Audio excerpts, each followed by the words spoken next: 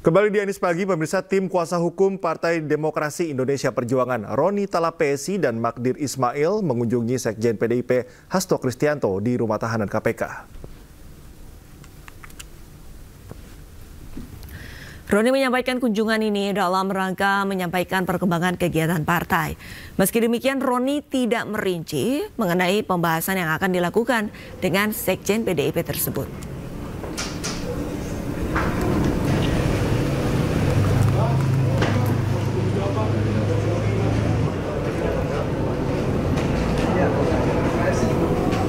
Sekarang fokus hukum, kami mau besuk Mas Hasto. Ya, semoga Mas Hasto baik-baik. Kita harus pastikan keamanan, kenyamanannya beliau ya. Soal penanganan gimana Bang? Kemarin kan kita sudah sampaikan, itu adalah kewenangan penyidik.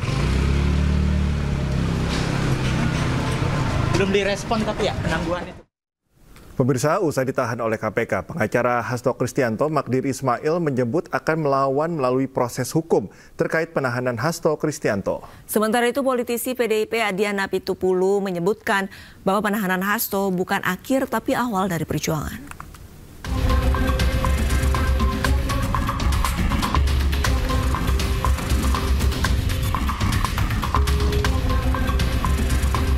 Sekretaris Jenderal PDIP Hasto Kristianto ditahan KPK sebagai tersangka kasus dugaan suap dan perintangan penyidikan perkara buron Harun Masiku, Kamis malam. Hasto ditahan setelah menjalani pemeriksaan kedua sebagai tersangka. Dalam kesempatan itu, Hasto menyampaikan dirinya menerima konsekuensi penahanannya dengan kepala tegak. Ia juga menyampaikan penahanannya ini bisa menjadi momentum KPK dalam menegakkan hukum tanpa terkecuali. Semoga ini menjadi momentum bagi Komisi Pemberantasan Korupsi untuk menegakkan hukum tanpa kecuali, termasuk memeriksa keluarga Pak Jokowi. Terima kasih. Merdeka! Sementara itu, masa pendukung Sekjen PDI Perjuangan Hasto Kristianto mendatangi gedung Komisi Pemberantasan Korupsi pada Kamis malam.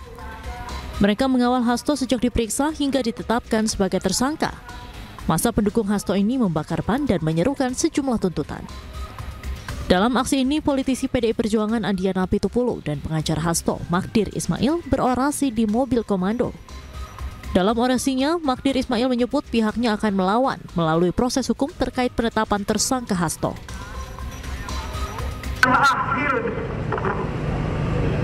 Ini adalah awal kita melakukan perlawanan.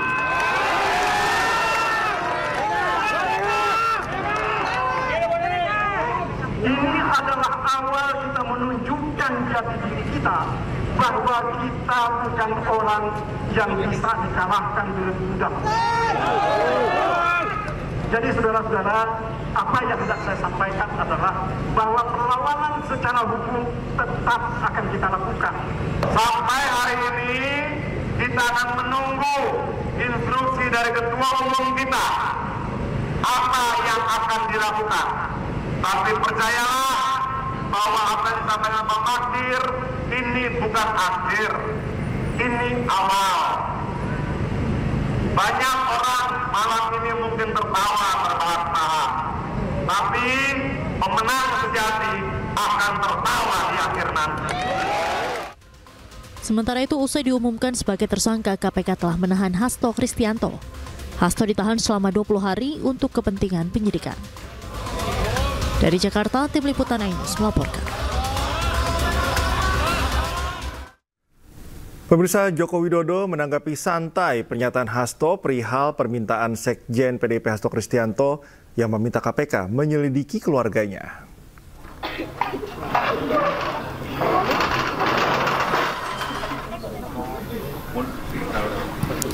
Joko Widodo mengaku akan terbuka untuk diperiksa jika ada fakta hukum dan bukti hukum. Ketika ditanya mengenai namanya yang kerap dikaitkan dengan kasus korupsi yang menyeret Hasto Kristianto, Jokowi kembali menanggapi dengan santai. Anak kami sosolan ya. Kami Gimana? keluarga diperiksa oleh KPK. Ya, kalau ada fakta hukum, ada bukti hukum ya silakan.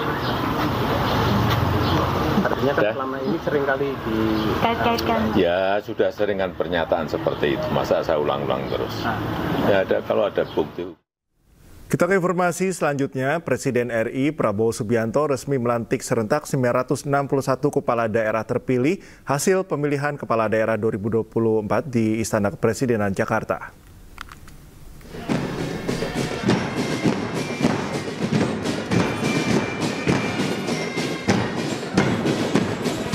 Pelantikan serentak kepala daerah seluruh Indonesia dilakukan di Istana Kepresidenan Jakarta. Presiden RI Prabowo Subianto secara resmi melantik 961 kepala daerah hasil Pilkada 2024. Usai dilantik, para kepala daerah mengaku senang dan bersyukur atas momen ini karena pelantikan dilakukan langsung oleh Presiden RI. Masing-masing pimpinan daerah ini telah menyiapkan program prioritas utama untuk dijalankan. Semisal Kalimantan Utara yang menaruh perhatian pada konektivitas wilayah dan mengajak seluruh masyarakat untuk turut berperan aktif mendukung kemajuan daerah. Saya minta baik itu yang memilih saya maupun tidak memilih saya, ya mari kita rapatkan barisan, mari kita bersinergi, mari kita bekerjasama untuk membangun Kalimantan yang kita cintai. Karena Kaltara ini memiliki potensi yang luar biasa. Sebelum memantapkan langkah dalam menjalankan programnya, para kepala daerah ini juga akan terlebih dahulu mengikuti retret di Magelang, Jawa Tengah selama sepekan, mulai dari 21 hingga 28 Februari 2025.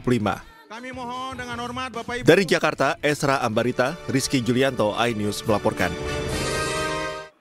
Saya ulangi. Bupati dan Wakil Bupati Teluk Bintuni mengucapkan rasa syukur usai dilantik oleh Presiden Prabowo Subianto. Keduanya pun siap melaksanakan tugas untuk memimpin Teluk Bintuni selama 5 tahun ke depan.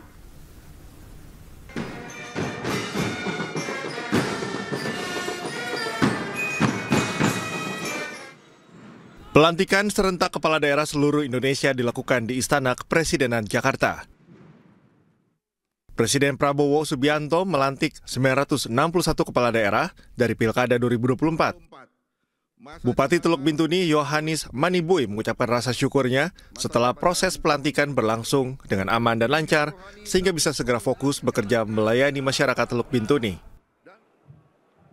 Hari ini saya bersama Pak Wakil, kita sangat bersyukur pada Tuhan Yang Maha Kuasa bahwa kami di Kabupaten Teluk Bintuni termasuk kabupaten yang langsung dilantik oleh Bapak Presiden Republik Indonesia.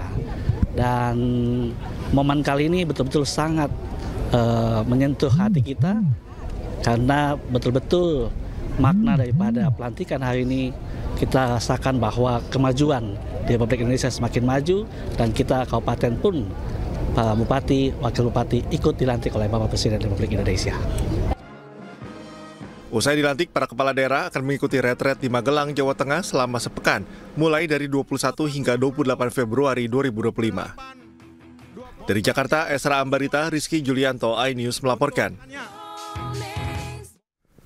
Pemirsa, MNC Peduli dan MNC Land bersama kelompok tani hutan Bodogol mengajak anak-anak sekolah dasar untuk mengikuti kegiatan Go Green dengan edukasi cinta lingkungan di Kampung Bodogol, Kabupaten Sukabumi, Jawa Barat. Kegiatan ini digelar untuk meningkatkan literasi dan meningkatkan kecintaan pada lingkungan.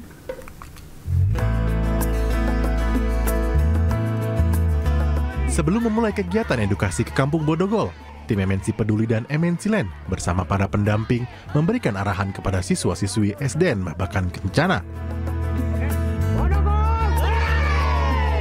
Kemudian, para murid langsung bergegas menuju Kampung Bodogol yang bersebelahan dengan kawasan ekonomi khusus MNC Lido City. Kampung ini memiliki beragam potensi wisata edukasi menarik, seperti budidaya tanaman langka, pertanian, peternakan, dan lainnya. Melalui program Go Green, MNC Peduli dan MNC Land mengajarkan para murid bertani, memberi makan ternak, dan membuat kokodema yang dapat digunakan sebagai pot tanaman. Harapan kami dari Dinas Pendidikan untuk MNC masih terus berlanjut, tidak hanya untuk peserta didik, tapi untuk sekolah dan guru-gurunya. Nah, dengan begitu kami dari Dinas Pendidikan sangat berterima kasih sekali. Ya, jadi sebenarnya alhamdulillah sekali ya, saya sangat berterima kasih kepada MNC Peduli ini karena yang kemarin kita sempat vakum, jadi sekarang bergerak lagi gitu untuk menuju lebih maju gitu. Tak hanya belajar secara langsung bagaimana beternak dan berkebun dengan baik, anak-anak SD ini juga diajak bermain permainan tradisional dan membuat kerajinan tangan agar mengenal warisan budaya Indonesia. Senang nggak dengan kegiatan ini, Dek? Senang sama teman-teman juga. Besok-besok kalau saya diajakin lagi, mau lagi senang sama teman-teman? Mau, harus metik tomat ke peternakan kambing, belajar bermacam-macam hewan, nama-nama hewan. Melalui program Go Green, MNC Peduli dan MNC Land berharap anak-anak SD negeri Babakan Kencana dapat kreatif dalam berpikir, berinovasi, dan menumbuhkan rasa cinta terhadap lingkungan. Dari Kabupaten Sukabumi, Jawa Barat, Ismalia Trijulianti, iNews melaporkan. Bentrokan terjadi antara mahasiswa dengan warga di depan Universitas Negeri Makassar. Informasi selengkapnya kami hadirkan usai jeda. Tetaplah bersama kami.